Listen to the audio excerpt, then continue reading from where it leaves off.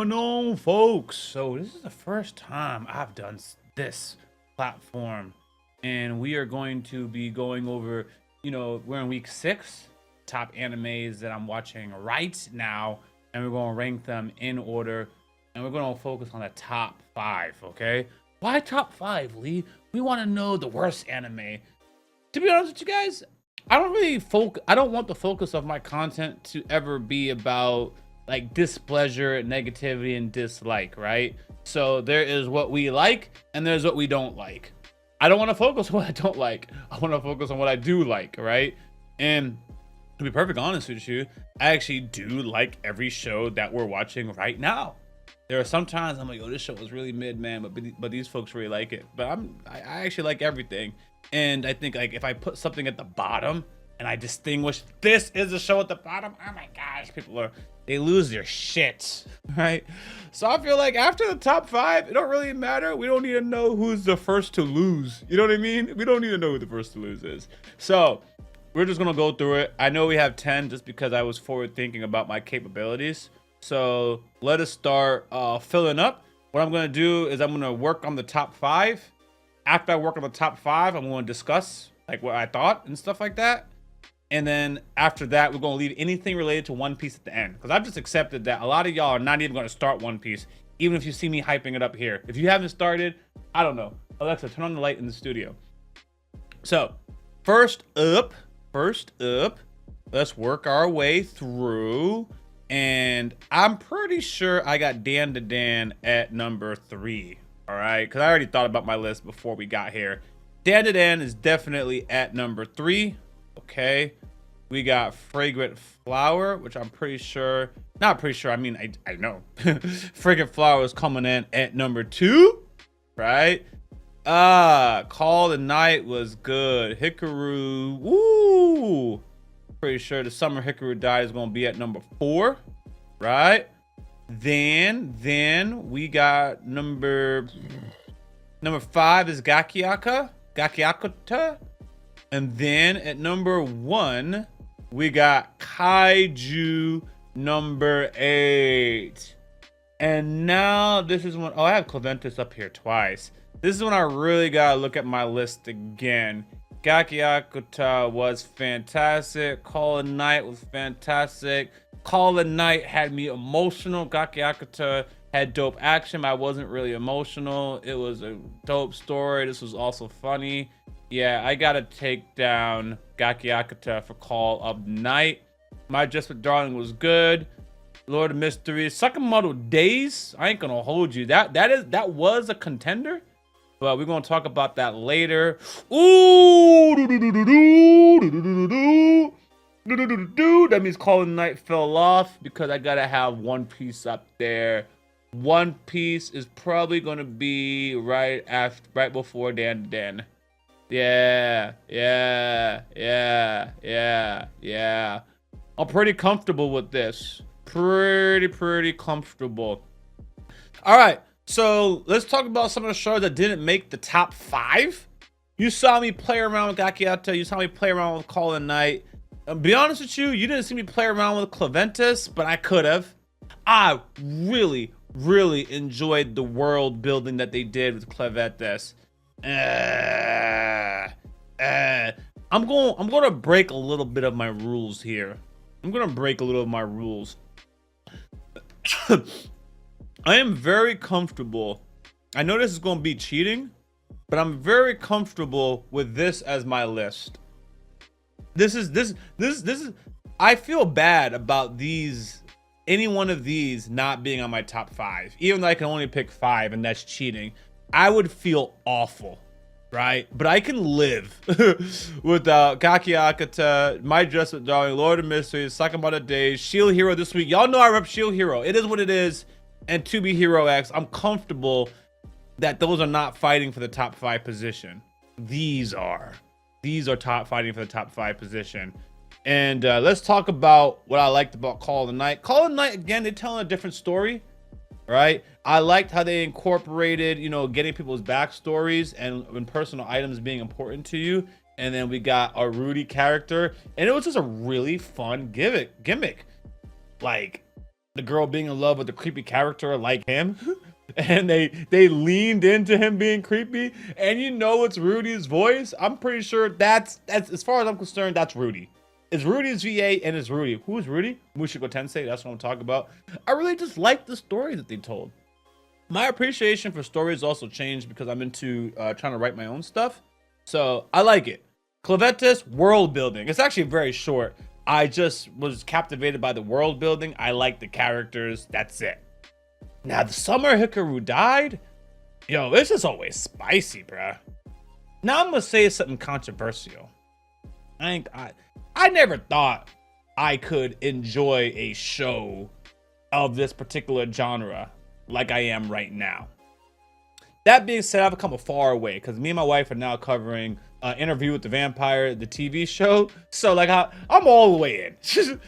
I didn't know how I would be because of my background, how I've grown up in certain and stuff like that. But you know, I'm watching it and I'm like, oh, it's fire.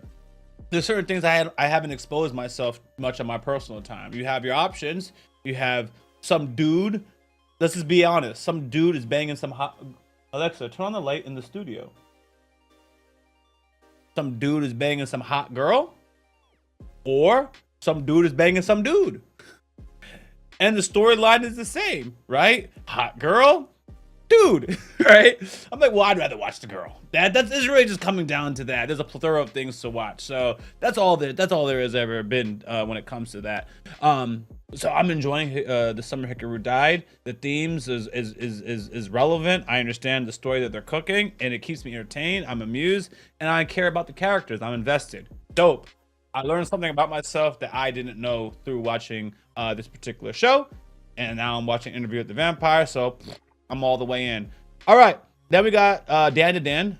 So, what do I like about Hikaru died? I mean, it's nothing actually complicated. In the most recent episodes, that would have been episode 6 of season 1. They talked about when are you dead and what makes you you. And I thought that was a very interesting conversation. It was a very thought-provoking, right? When are you dead? What makes an individual exactly who they are? Is it the soul? Is it the body? Is it the memory? Is it mind, body, soul? It's a thought-provoking episode. On top of that, the character Hikaru, he just acts. He's impulsive. He'll murk you and or do some freak shit with the homie. It always keeps me on my toes. So that's just that. DanDaDan usually doesn't make my top 5. DanDaDan finally added a piece that separated it from everything else, right? This is why DanDaDan is on the list and Sakamoto Days is not on the list. DanDaDan and Sakamoto Days excel at the very same thing for the most part. Great humor, great action, random shenanigans. Okay? I actually really enjoyed Sakamoto Days. If I were to add it anywhere, it'd be right here, number 6. Like, there's a possibility I could add it here, but I just want it to be clear that I value the storytelling of Clavettes, Hikaru, the summer Hikaru died, and Call of the Night. I value that storytelling so much more that I want a clear distinction between Sakamoto Days, which does have storytelling, but I feel like that's not what they're excelling at right now. But it's a very fun show to watch. Now, DanDaDan, right, where they excelled at is they had the action, they had the funny gimmicks, the music was fire. What a ritual with Gigi. But Gigi didn't want to extract the demon, right? The bad ghost. He sympathized with it. Shoot, I sympathize with it too.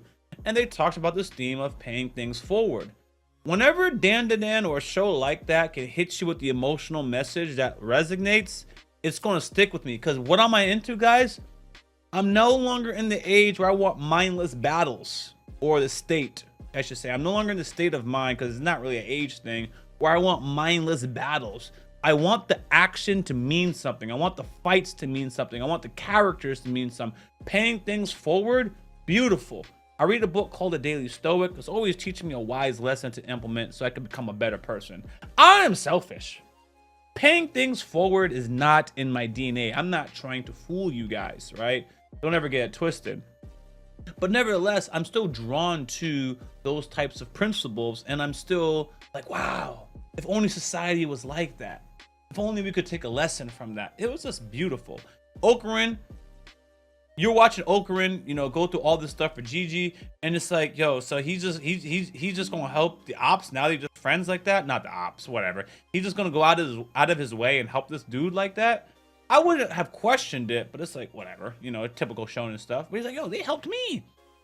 They helped me, so I gotta pay it forward. It's like, you know what? That makes sense. Because anytime you've been through a circumstance and someone's helped you or you got out of it because of other people, when you see someone going through the same thing, you would hope that you would deploy the same guidance and help that others had given to you. You would hope that you didn't pull yourself out of this struggle, right? Okarun embodied that.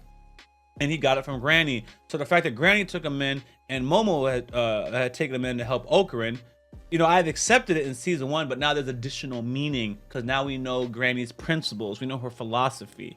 She complimented Gigi because he didn't want to just kill that ghost, right? It really elevated the nature and the character of our characters. So that's that. One Piece, I'm gonna talk to you guys about that at the end because, you know, that's the time for most people to check out. Y'all not gonna watch One Piece because you hear me hyping it up. Technically people don't want to get spoiled or whatever, but I don't know who my audience is. I actually don't know who's watching my videos. The fragrant flower blooms with dignity. What I tell you guys, we're talking about peak storytelling and they did it. It's just not really following any particular formula that I'm used to. I don't know what the formula is, yet the formula makes sense. It's fresh. The characters are beautiful, their values are beautiful, and we really focus on Subaru and her insecurities in the aura of this goddess, which is Wagari. She was feeling bad because she thought Rentaro was gonna by the way, one of the things I like about Fragrant Flower and things like Fragrant Flower is the things that are unsaid. The Summer Hikaru Dai does it too.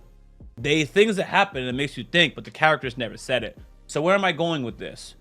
She thought Rentaro was the ops. We're talking about Subaru. Subaru thought Rentaro was the ops. And her guilt over her confrontation of Subaru was eating at her. Subaru's guilt of confronting Rentaro was eating at her. So she felt like she had to confess to Wagari. I need you to understand, the fact that Rentaro never ratted her out and proceeded to stand on business and talk to Wagari, Subaru has to respect him for it. She has to respect that he's not a snitch. He didn't try to get her in trouble. He has to respect that he values Wagari as much as she does, right? Because when you love somebody and you see someone else love the same person that you love, as long as it's not your girlfriend or your boyfriend, you know, well, no, there's complications here, you're gonna like them even more, you know? Let's just say you're interested in a woman that already has a child. Fellas, take notes. If you want the woman that already has a child, but there's no father in their life, you be good to the child. Yo, that lady might think you're mid, but most people with a child, one thing that they're looking for is a positive parental role. The same could be said if it's a dude with the daughter and there's some woman in his life and she's great to the kid. You know what I mean? That's gonna get the parent to be into you a little bit more. Because, oh my God, my kid loves him. I don't like him, but my kid does. I can't do this to my kid. Before you know it, now they like you. So Rentaro being good to being good to Wagari, standing on business, showing his character by not ratting Subaru out. There's no way Subaru is not gonna be like, oh God dang it, he's good. And she did. She finally acknowledged that at the end of the episode. I just love the unspoken things. And then the characters finally realizing it for themselves at some later time, explaining everything to you, a massive exposition of dialogue. That's actually annoying sometimes. Now, hear me out, because I'm going to make a comparison. That's the difference between Lord of Mysteries, for example, and Fragrant Flower for me. Lord of Mysteries is 100% exposition. They explain everything, and they still leave you confused because there's things that they should continue to explain, and they don't. But there's no room for you to infer and figure it out. So you're just clueless. But with the simpler storyline, you're not left clueless. You're able to fill in the gaps. You're able to do it accurately. It's like a crossword puzzle. If anyone enjoys crossword puzzles, I like that in stories. So I'm like, oh shoot, if this word is here, that word is here, this is the obvious word. And then there's something fulfilling about figuring it out yourself, and then you get the answer at the end. It's like a test, but you're just entertaining, you know? Fragrant Flower does that, and I enjoy that. Now we're getting to Kaiju number 8. Immaculate storytelling. Immaculate. So, you know, I should have made this bigger because y'all can't really see. Give me a second. Give me a second. There's always things you can do. Let's see. What can I do? Do.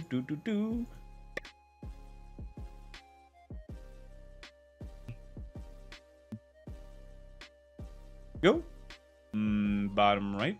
Do. There we go. I can go further. I can go more. Molto.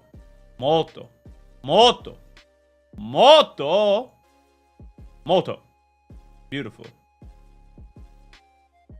There we go. Oh man, this is a terrible program, by the way. I ain't gonna lie. I like it because it doesn't glitch as often as some other stuff do. Alright, this works for what I need it to do. Now you guys can see way better. Way better. Alright, so anyways. Way big. Ha! Shout out to my homies, y'all know. Anyways, so oh! Yo, Kaiju number 8 gave us what Dragon Ball Z would give us in 20 episodes in 1. I need you guys to understand how much storytelling Kaiju number 8 gave you. So you had Kaiju number 8 beat his opponent. You had a captain beat his opponent. You had the captain show us why he's so badass again. Okay. You had Shinomiya get acknowledged by her dad. Growth. It's over. We've crushed the other person. Next thing, you get the reveal of Kaiju number 8's plan and who he was really after. Okay. You got that backstory. We see why Shinomiya's dad was fighting and some of his last words and some of the things that him and Shinomiya's mother believed in, right? And then we have why Kaiju number 9 is into him. Why Shinomiya's dad is putting up a final stand and he's powering up. He did like 2 or 3 power-ups, got defeated, okay?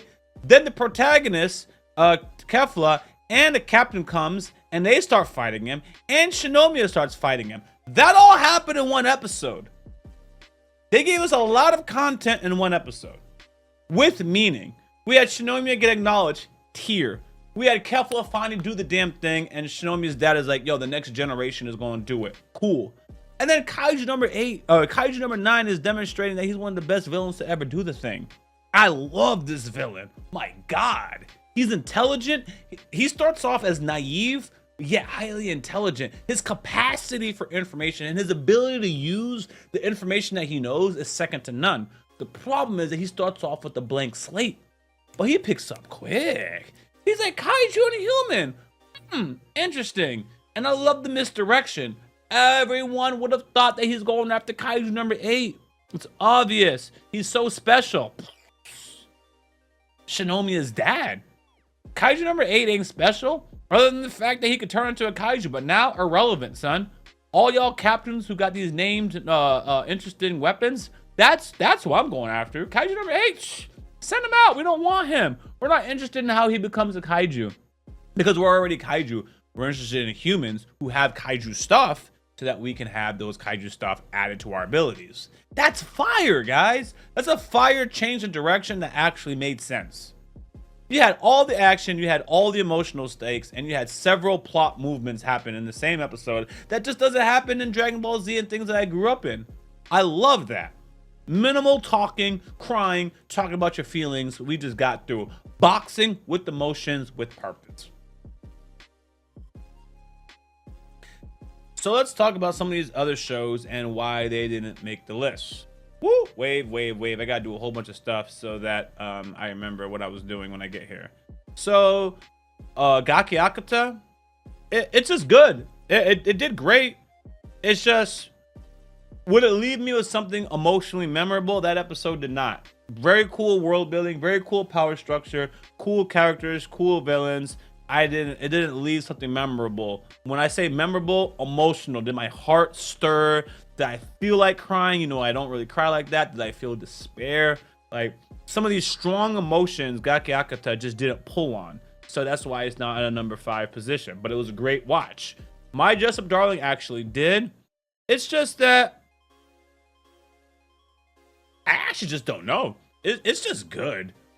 One thing, I'm actually just gonna be honest. I like My Jessup Darling when they were more fan servicey with the beautiful storytelling. Season 1, I had toes, I had biddies, I had all this cool little fan service stuff, and now they're not really doing that in season 2. And in my opinion, y'all saw why I started watching My Jessup Darling was for the Marvin toes.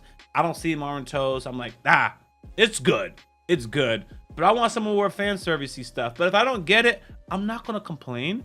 But that means you're not in the top 5 unless you do something else. It's fantastic storytelling, by the way.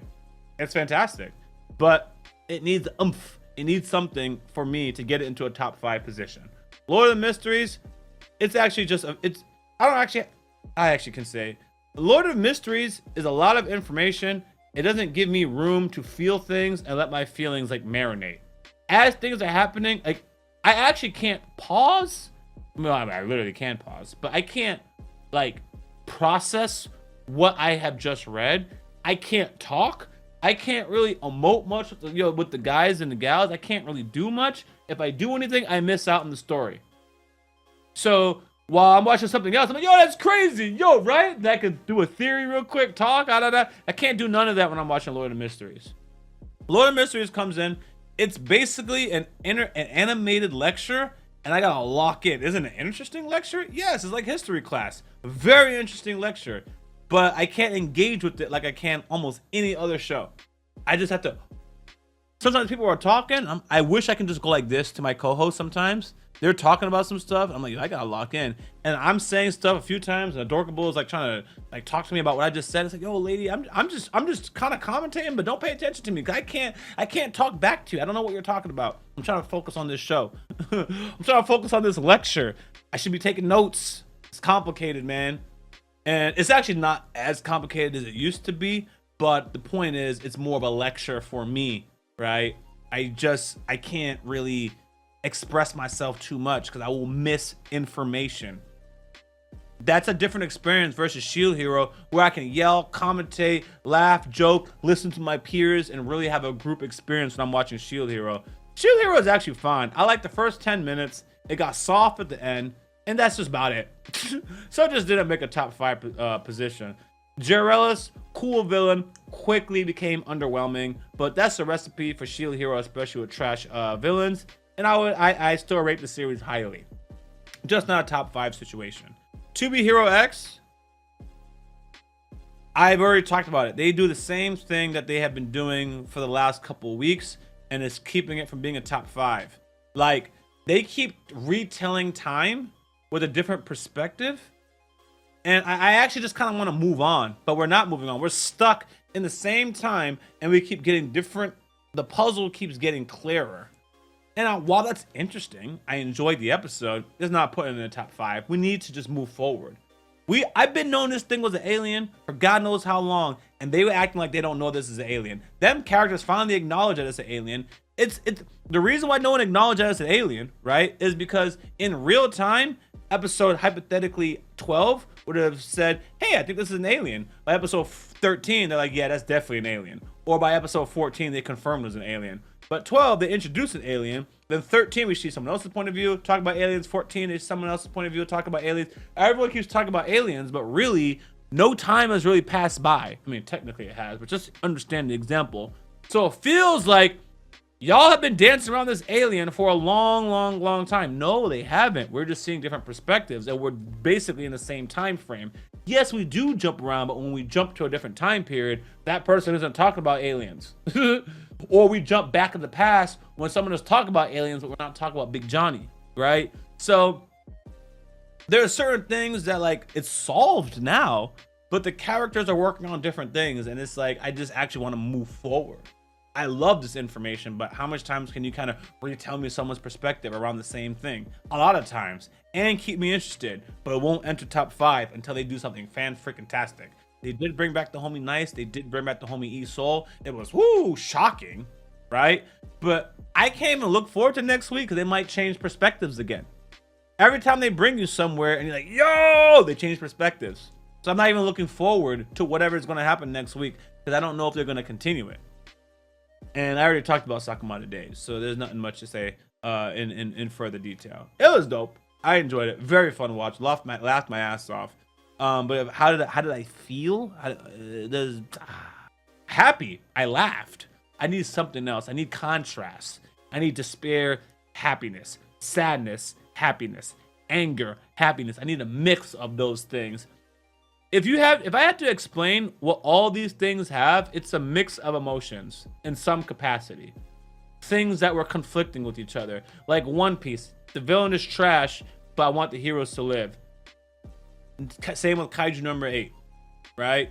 Subaru versus Wigari. I had to choose which girl I liked the most. I ended up going for Subaru. Really made me think. Hikaru, the summer Hikaru died, really made me think about these two homies and their relationship. And I think Hikaru kind of on the toxic side. My man Yoshi needs to be careful. You see, they're all thought-provoking. Sakamoto Days didn't do that, but it's a very fun watch. So that's my video. It's a long one. I don't know who's listening to this one, but I actually rearranged stuff because I saved One Piece till the end. So subscribe if you guys haven't. I appreciate you guys. Peace. Now we're going to end and talk about One Piece. This is the final thing. It's actually very short. One Piece gave you absolute despair. But this elder homie, every time he said something, I was like, yo, that makes sense. That makes sense. And he's just chilling with his little cane. And so the general episode was he was out here to destroy anyone who dabbled in history, anyone who's a threat to the world government. He's going to wipe them out. If you conquer the world government now, the way you stay in power is to crush the little insects, shout out to Bug's Life, that gather, so they're never a threat to you. That just makes sense. And the way Elder goes about it and his choice of dialogue, beautiful. I had to question if he's really the bad guy for a point of time, but then I was like, no, he really is the bad guy. And at the very end of the episode, they give you hope. At the very, very, very, very, very end. Kept you engaged, kept you entertained, and that's that. So I loved that particular One Piece episode, 139. So Fragrant Flower, season 2, episode 6, great. One Piece 139, great. Kaiju number 8, we're in season 2. I believe that was episode 4. So much has happened. In 4 episodes, we've already gotten 8 episodes worth of content. You know what I mean? That's how much stuff that they've condensed in 4 episodes without it feeling rushed. Fantastic pacing. DanDaDan, they did the damn thing. I cheated, but between the summer Hikaru died, but you guys see how I feel about Clavetes, Call the Night, and Sakamoto Days. But Sakamoto Days don't really make it here, but I really, really, really, really, really, also enjoyed it enough to consider it. You guys saw that I was also wrestling with Gakiakuta. So why don't the other shows? I should have explained why the other shows don't make it, but I probably lost to you guys that aren't One Piece fans. Dang it. I'm gonna figure this out. I'm gonna end my video and I'm gonna insert this. So anyways, thanks for checking this video out. If you guys haven't subscribed, please, please, please take the time to do so. That means a lot to me. Drop a comment. I want to hear what you guys think. Guys, quick reality check for the collective, which is you, our audience. That's my nickname for the Rock family. We're hitting 1.5 million views on a monthly basis, and that's iconic. But 71% of you guys haven't subscribed yet. That's almost 1 million people who are watching, but not subscribed. Now, if just 10% of those viewers hit the subscribe button, we would add nearly 100,000 new members to the Rock family, the collective, overnight. That kind of growth would change everything. What? Better content, more variety, higher production value, all the things I read you guys ask for in the comment section.